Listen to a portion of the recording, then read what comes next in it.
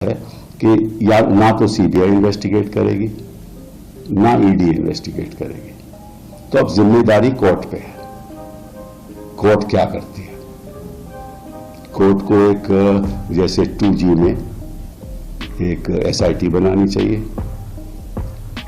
और खुद नियुक्ति करनी चाहिए लोगों की उस SIT में। वो इंडिपेंडेंट लोग होने चाहिए और जो भी डोनेशंस हुई हैं, जिस डोनर ने भी पैसा दिया है, कुछ तो ऐसी कंपनी हैं जो लॉस में चल रही हैं, उन्होंने भी पैसा दिया है। कुछ ऐसी कंपनी है जिनके प्रॉफिट्स जो हैं, जिनकी मुनाफा है बड़ा कमती है लेकिन डोनेशन बहुत ज़्यादा है। तो ये सब चीज़ें इन्वेस्टिगेशन के ऊपर निर्भर हैं। मैं इसके बारे में आज कुछ ऐसी बात कहूँ जो सत्य नहीं हो तो वो गलत बात होगी, लेकिन ये बात ज़रूरी है कि ये सारा जो पैसा है, अगर क्विड प्रो को हुआ है, वो लगता है कि हुआ है, तो अवैध है, और जो इमारतें भी बनी हैं उस पैसे से वो भी अवैध है। तो ये तो एक बहुत, जैसे मैंने पहले भी कहा कि हिंदुस्तान में दो बहुत बड़े स्कैम हुए। एक तो नोटबंदी का, जहां करोड़ों रुपए जो कैश में थे लोगों के, किसी ने कोई कंप्लेंट नहीं की, कोई इतराज नहीं किया, सभी ने अपना पैसा बदल दिया, उसकी आज तक इन्वेस्टिगेशन नहीं हुई।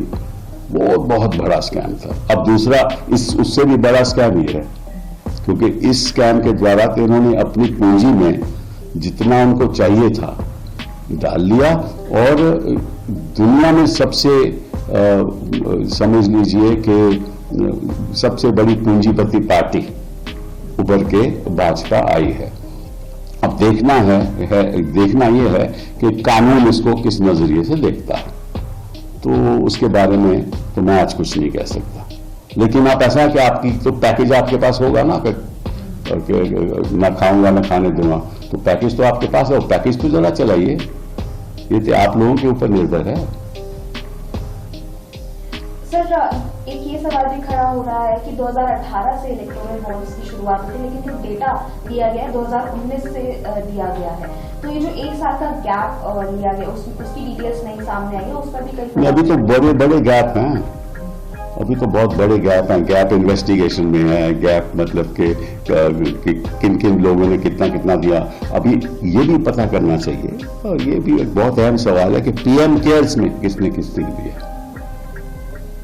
वो भी तो एक बहुत बड़ी बात है। वो भी उद्योगपतियों ने दिया होगा। तो मैं समझता हूं कि ये एक स्कीम थी और स्कीम के द्वारा हुआ, और इस स्कीम के जो जिसने स्कीम चलाई थी वो हमारे पूर्व वित्त मंत्री जी थे, और उन्होंने सोचा कि इस तरीके से कोई भी पार्टी हमसे मुकाबला नहीं कर पाएगी। वो निकला, सही निकला।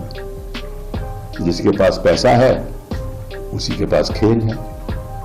Sir, how do you see the mismatch of the data that has been submitted by the SBI? क्या जो जिस तरह उन्होंने कोर्ट में बोला उसकी बात सबमिट किया, लेकिन there is a mismatch. What is the mismatch? The donor and the amount that is. That is not a mismatch. That is yet to be investigated. Yeah, so you can't say it's a mismatch, right? You have to find out which political party got which donation. That's a matter again of investigation. The court in its order has not said that you must actually look at the entire chain as to how electoral bonds changed hands. But many of these are direct. Many of these are direct in any case. The companies that are given the bonds are direct. Now the question is who the bonds went to, that's all. That the two bond numbers can be found out easily. That's not an issue. That's again a matter of investigation.